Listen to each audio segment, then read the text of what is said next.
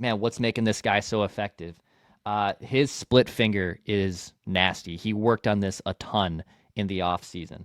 And last night, finally, and actually, I think two of kind of the last five hitters he faced eventually squared it up. But before like the fifth inning last night, no one had even gotten a hit off Taj Bradley's split finger. He's thrown the pitch 64 times. He mostly throws it in on left-handed hitters, and he had a ton of whiffs on it yesterday. He has a 56% whiff percentage on this pitch. That is disgusting. That is nasty. And splitters are, I think, coming back to a degree, but also they're still very hard to execute.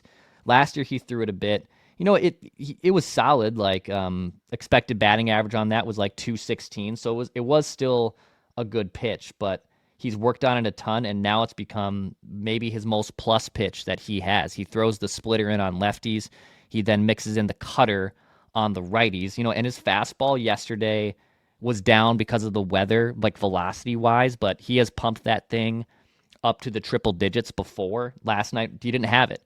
And I think that's what Shelton and even Ryan Jeffers talked about in postgame was he didn't have the fastball velocity. And sometimes when you lose your fastball velocity, you lose your bread and butter, right? Talk to mostly any pitcher, and especially starting pitcher. If you don't have your fastball, and Bailey Ober's learning this the hard way, it becomes very difficult to pitch. And he didn't have the command of it and the velocity that maybe he wanted with it. And when you have your splitter playing very well, his curveball yesterday was also what was incredible for him too. You're seeing this guy that's being unlocked.